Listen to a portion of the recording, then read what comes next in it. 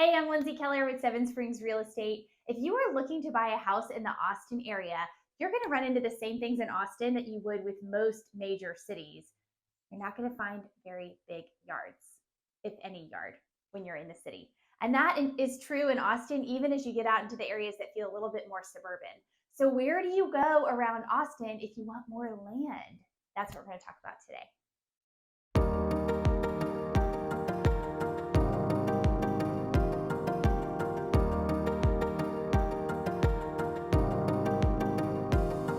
So as Austin has continued to grow and spread outward, we're also getting a lot more dense housing in the city where new developments are coming in on smaller parcels and houses are built closer together because of just the cost of the land in Austin, just like a typical growth pattern for a larger city. But I will say from my perspective, it seems like trends and what buyers want sort of hit a turning point when we had the pandemic. So before the pandemic, I was seeing more people that wanted this minimalist lifestyle. They didn't want a lot of space in their house or outside of their house. They wanted to live more in the city and not do a whole lot of maintenance at home. But with the pandemic, that seemed to have shifted, and that's not for everyone, but in general, I see a lot more families that want multi-generational living where they have maybe grandparents or college-age kids under the same roof, a lot more home offices, home gyms. So it seems like we went from wanting smaller housing to wanting much bigger housing and much more space around it.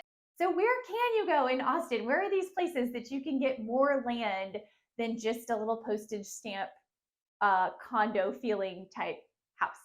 That's what we're going to tell you about today. And we're going to start with Bear Creek, which is southwest of Austin. So Bear Creek is on the southwest corner of Austin, like if you're on your way out to Dripping Springs. It's a little pocket that is super rural, and it's actually its own little town, which is pretty cool. But there's a lot of variance in there. So there are horse properties that are really massive, gated properties. There are other properties that are a little bit smaller, but maybe a half acre to an acre in size. So there's a whole range of different sizes and style homes in there. But it's a good spot to keep on your radar if you want that part of town and you want larger land and you like a little bit more of a country feel.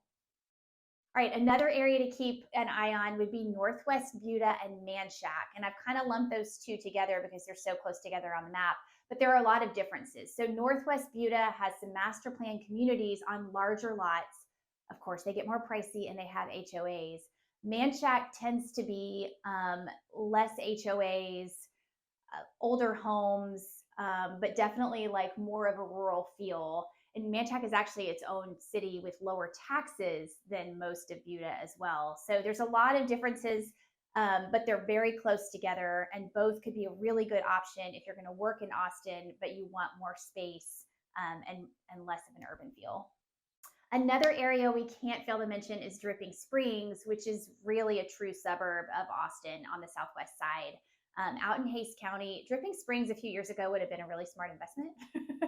Now it's gotten very expensive for a good reason. It has a lot of Texas charm. It feels it feels a little more country and a little bit more like what a lot of people are expecting when they move to Texas. I think they call themselves the gateway to the hill country. Expansive land with hills, a lot of oak trees. It's beautiful, and you can get larger lots in there. It's just going to be expensive. There also are master plan communities and smaller lots in Dripping Springs. Schools are known to be pretty solidly rated as a whole. They're putting in a new high school out there to keep up with all the growth. And there are a lot of Austin businesses that have actually relocated to Dripping Springs because the lease payments they were paying in Austin were cost prohibitive. Dripping Springs they found to be more affordable and still reach the same clientele who loved coming to visit them in Austin. So all in all, a really cool community to check out.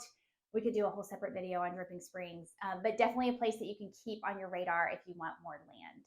So all these places we've mentioned so far have been on the outside of Austin, but if you're really committed to living in Austin, you may want to check out the estates at Shady Hollow, which is off Brody Lane, again on the southwest side of Austin. So Shady Hollow is a whole big community. We have a separate video on just Shady Hollow, very cool neighborhood. But the estates is one section that was built, for the most part, they're newer houses than the rest of Shady Hollow, and it's on larger lots. So you may be able to get a half acre in the estates at Shady Hollow, It has definitely less of a rural feel, more very suburban, um, walkable to Bailey Middle School, and all the schools are close in there and are highly rated in general. So that's another cool area to keep your eye on. All right, looking further south, let's talk about Kyle. Kyle is a southern suburb of Austin that has experienced tremendous growth over the past 20 years, like from 5,000 people to 50,000 people in a very short period of time. So, with that, most of the growth has been master plan communities, neighborhoods with HOAs, a lot of amenities, that sort of thing. But if you go outside of that area, you've got to go way west in Kyle or way east. You can find larger lot sizes on either side. The west side tends to be more expensive, also tends to have the higher rated schools. The east side, you can get typically a lot more for your money. Um, I would say the east side, you often would find houses with manufactured housing on them, which you could keep or take off and build on. It tends to be more flat. The west side tends to be a little bit more hilly and tends to have more like deed restrictions in terms of what you can put on the land. But either place is good, and any of that is going to be much more affordable than the places that are closer in to Austin.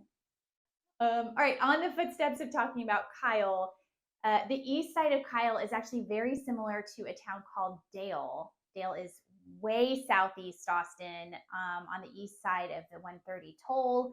And it has a very rural feel. It's very flat, just like East Kyle. Not as many deed restrictions on the land out there, and it's much more affordable than probably any other place that we've talked about so far. Another thing we got to mention about Dale is that a lot of the lots out there are eligible for USDA loans, which are 0% down, no PMI. There are income requirements tied to it, but USDA loans are designed to encourage more growth in rural areas, and that area, most of it will qualify. So it's good to know. All right, last spot to mention today is on the east side of Austin. There's a town called Bastrop. Bastrop is out past the airport. So if you take 71 and just keep on going, you'll hit Bastrop, which makes it easy to get in and out of the airport. And for some reason, Bastrop has stayed fairly is the right word. It stayed more shielded to the rapid appreciation than a lot of other areas. I think it's a very smart investment. There's a lot of parkland out there. There's a really cute, charming downtown district. There's live music. There's a lot more art going that direction. So prices have definitely increased, but I still think it's a smart investment out there. Bastrop, you've got, because of the growth recently, you've got master plan communities. There's one called the Colony that does have some acreage lots. They're going to be more pricey, but they do, the first lots that were built in there were larger. Now that the community is more established, the lots are smaller. But there are some there that could be a resale. If you go outside of the master plan community in Bastrop, you're going to find a lot less deed restrictions, and that is good and bad. If you don't have tight deed restrictions or HOA rules, you can do whatever you want to, but that also means that your neighbors can do whatever they want to. And so sometimes you find old boats in the front yard, or trucks propped up with weeds growing around them. So it's spotty when you get out to Bastrop. You may have manufactured housing built right next to like a huge, gorgeous, really high-end single-family home. So take that for what it's worth. Some people love that, some people don't. But those are the challenges that you'll find, I guess, in exchange for getting more land for less money. All right, so that's it for the areas that we have. We really just talked about the south side of Austin. That's our kind of our jam. If you'd like a free list of homes with land on the south side of Austin, just shoot us a quick email or a direct message, and we'd be happy to set you up with that.